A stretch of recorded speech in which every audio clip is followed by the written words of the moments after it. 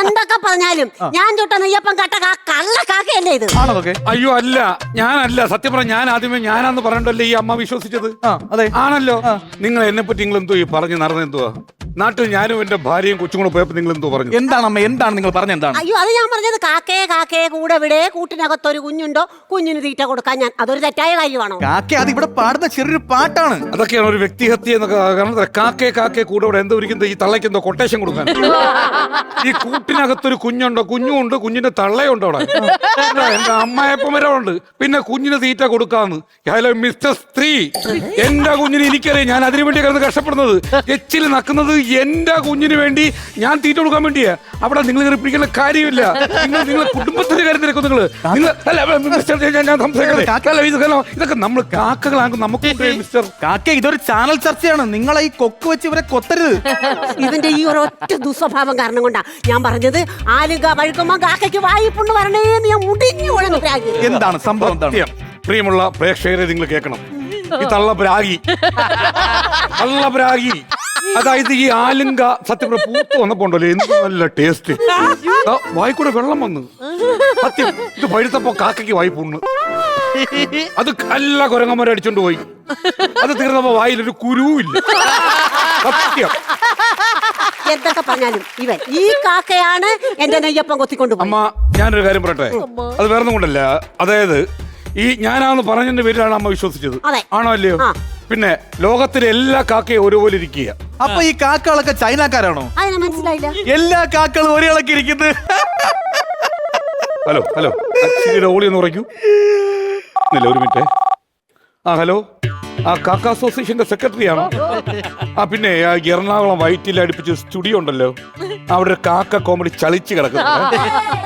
അവിടെ കിടക്കുന്നത് ചളിച്ചു പോയി. പിന്നെ നമ്മൾ എത്രയോ ചളിഞ്ഞ സംഭവങ്ങൾ കൊത്തിയെടുക്കുന്നത്. നമ്മള് ദൈവത്തെ ഓർത്ത് ഇത് കൊത്തല്ലേ. കൊത്തിക്കഴിഞ്ഞ നമ്മളെ കുലം വംശനാശം സംഭവിക്കും. അതൊന്ന് മെസ്സേജ് പാസ് ചെയ്തോ. ഓക്കെ. അല്ല, ഞാൻ നിങ്ങളെ കണ്ടപ്പോഴേ ചോദിക്കുന്നത് വിചാരിച്ചാണ്. എന്ത് സുന്ദരിയാ കാണാൻ ഇത്ര പ്രായമായിട്ടും. എന്താ സ്വരമാധുര്യം? ആങ്കറിയാൻ താല്പര്യമുണ്ടോ? കണ്ടപ്പോഴേ എനിക്കറിയായിരുന്നു. നാട്ടുകാരങ്ങനെ പലതും പറയും, പക്ഷെ ഞാൻ അതല്ല ഉദ്ദേശിച്ചത്. പ്രേക്ഷകരെ, നമുക്ക് തിരിച്ചു വരാം. ഈ കഥയ്ക്ക് എനിക്കിപ്പോ ഒരു ഉത്തരം കിട്ടിയിരിക്കുകയാണ്. ഈ അയ്യപ്പന്റെ അമ്മ കുറ്റക്കാരിയല്ല, ഈ കാക്കയും കുറ്റക്കാരനല്ല. ഹലോ, ഞാൻ പറഞ്ഞ ഈ സംഭവ പരിപാടി എന്താ പേരെന്തുവാ? ഞങ്ങൾക്കും പറയാനുണ്ട്. എനിക്കും പറയാനുണ്ട്, കാക്കയ്ക്കും പറയാനുണ്ട്. ഞാൻ ഒരു കാര്യം പറയട്ടെ. ഈ കാക്കയും മനുഷ്യനും തമ്മിൽ ഒരു അഭേദ്യമായ ബന്ധമുണ്ട്. എന്ത് ബന്ധം?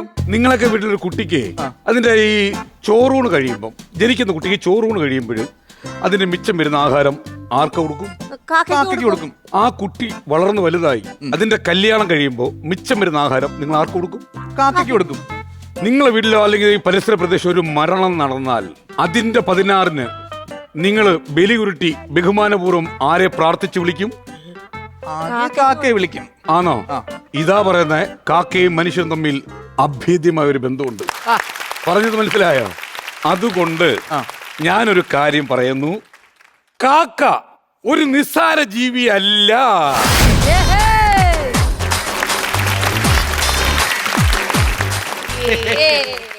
എനിക്കൊരു കാക്കയുണ്ട്. ആ കാക്കയ്ക്ക് ഞാൻ എന്നായാലും ഈ എപ്പിസോഡ് കാണിച്ചു കൊടുക്കും. അതെ, നമ്മളില്ലേ വീട്ടില് പട്ടിക്കുഞ്ഞിനെയും പൂച്ചക്കുഞ്ഞിനെയൊക്കെ വളർത്തുന്നവരുണ്ട്. പക്ഷെ ഇവിടെ കാക്കനെ വളർത്തുന്ന ഒരാളുണ്ട്. അല്ല, അത് ശരിക്കുള്ള ഞാൻ വേണേ ഫോട്ടോ കാണിച്ചു. ആ കാക്കയുടെ ഒരു ബീക്ക്, ഈ അടിഭാഗത്തെ ബീക്ക് ഇച്ചിരി നീണ്ടതായതുകൊണ്ട് അതിന് ഫുഡ് കഴിക്കാൻ പറ്റത്തില്ല. അപ്പൊ നമ്മൾ ഇടയ്ക്ക് ഇങ്ങനെ ഫുഡ് കൊടുത്ത് ഇപ്പൊ കറക്റ്റ് സമയമാകുമ്പോൾ വരും, നേരെ ഉള്ളിലേക്ക് നോക്കും. അമ്മ ഇങ്ങനെ ഓരോ ഉരുള വെച്ച് കൊടുക്കും. അപ്പൊ അത് കഴിക്കും. കയ്യിൽ വെച്ച് കൊടുത്താൽ എലിയുടെ വീട്ടില് കാക്കയുണ്ടോ? രണ്ടെണ്ണം ഇല്ല, ഒന്നുകൂടി ഇല്ല. കൂട്ടിലൊന്നും വളർത്തുന്നൊന്നല്ല, അത് കറക്റ്റ് ടൈം ആകുമ്പോൾ വരുന്നതാണ്. ഒന്നിന്റെ കാല് വയ്യാത്തയാ, ഒരു കാല് മാത്രമേ ഉള്ളൂ. അപ്പൊ ഇത് രണ്ടും സ്ഥിരം രാത്രി വരാനൊന്ന് പറയാം. ഈ എപ്പിസോഡ് ഒന്ന് കാണാൻ വേണ്ടി ഇഷ്ടപ്പെടും. കാരണം ഞാൻ ആങ്കറാന്നൊക്കെ അറിയായിരിക്കുമല്ലോ ചിലപ്പോ. എന്തായാലും നല്ല രസമുണ്ടായിരുന്നു. ശാബണ്ട് ഒരു കഥ പറഞ്ഞുതരാം. ശാബണ്ട് സംസാരിക്കുമ്പോഴേ കേട്ടില്ലേ, ഭയങ്കര ക്ലാരിറ്റിയാണ്, നല്ല വാക്കുകൾ പറയും. ഇത് ശ്യാമണ്ണന്റെ ആറ്റിറ്റ്യൂഡിലും ഉണ്ട്. രാത്രിയല്ല, രാവിലെ പകൽ മാത്രം. രാത്രി ശ്യാമണ്ണ കണ്ട ശ്യാമണ്ണൻ വേറൊരു മനുഷ്യനായിരിക്കും. രാവിലെ ആവുമ്പം മുണ്ട കൊടുത്ത് അതിങ്ങനെ ഷർട്ടിന്റെ കളറിനൊത്ത കര മുണ്ട കൊടുത്ത് രാവിലെ വന്ന് പത്രമൊക്കെ എടുത്തു വെച്ച് വായിച്ച് അങ്ങനെയൊക്കെ നോക്കിയിട്ട് അമ്പലത്തിൽ പോകും. ഭയങ്കര ഭക്തിയുള്ള മനുഷ്യനാണ്. അങ്ങനെ ഞങ്ങൾ ഒരുമിച്ചുണ്ടായിരുന്ന സമയത്ത് ശ്യാമണ്ണൻ ഞങ്ങളോട് അമ്പലത്തിൽ പോകും. അങ്ങനെ ഞങ്ങൾ അപ്പൊ ശ്യാമണ്ണന്റെ കൂടെ അതുകൊണ്ടാണ് പുള്ളിക്കാണ് ഇതിന്റെ ഒരു കാര്യവട്ടം അറിയാന്നുള്ളത്. അപ്പൊ പോയി മെയിൻ അമ്പലത്തിൽ തൊഴുതു. ഇങ്ങനെ തൊഴുതു ഓരോ അമ്പലത്തിന്റെ ഫ്രണ്ടിൽ കൂടെ ഇടം തൊഴുതിട്ട് കുറച്ചു നേരം നോക്കിയപ്പോൾ ശ്യാമണ്ണ കാണാനില്ല. നോക്കിയപ്പോൾ ശ്യാമണ്ണ ഒരു ആലിന്റെ മൂട്ടിൽ നിന്ന് ഇങ്ങനെ തൊഴുന്നു. ആ. അപ്പൊ ഞങ്ങളും പോയി പുറകെന്ന് തൊഴുന്നു. നോക്കിയപ്പോ അവിടെ ദൈവം ഇല്ല. അപ്പൊ ഇത് ശ്യാമണ്ണ ഇത് ആരാ തൊഴുന്നത്? സംഭവം എന്താണെന്നറിയാമോ? ഇങ്ങനെ തൊഴുതു വന്നപ്പം ആ അമ്പലത്തിൽ പുതിയ ജനറേറ്റർ മേടിച്ചിട്ട് അതിലൊരു ഹാരോ ഇട്ട് ചന്ദ്രനെ അടിച്ചിട്ടേക്കാണ്. പുള്ളി കറങ്ങി വന്നിട്ടേ എന്നിട്ട് ഇത് ആരും എടുത്തോണ്ട് പോകാതിരിക്കാൻ വേണ്ടിട്ടേ ഒരു ഇരുമ്പ് ഗ്രില്ലും അടിച്ചിട്ടുണ്ട്. അപ്പൊ പുള്ളി വിചാരിച്ച് പുതിയ വിക്രം എന്ന് പറഞ്ഞ അതിന് പറഞ്ഞ അമ്മേ ഭഗവതി മാറ്റി തറയെന്ന് പറഞ്ഞേ നമ്മൾ നോക്കിയപ്പോ ജനറേറ്ററിനെ പ്രാർത്ഥിക്കണം.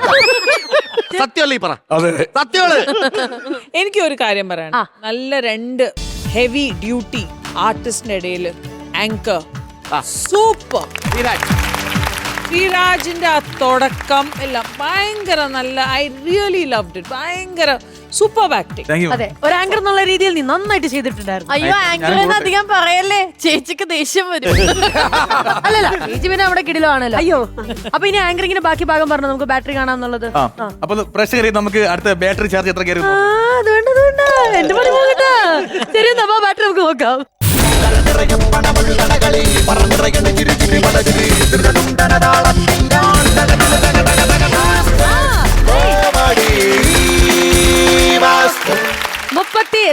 രൂപ. സൂപ്പർ. 32,000 ആണ് നേടിയിരിക്കുന്നത്. കൺഗ്രാറ്റുലേഷൻസ് ആൻഡ് ചേച്ചി. യെസ്, ദാ വരുന്നു.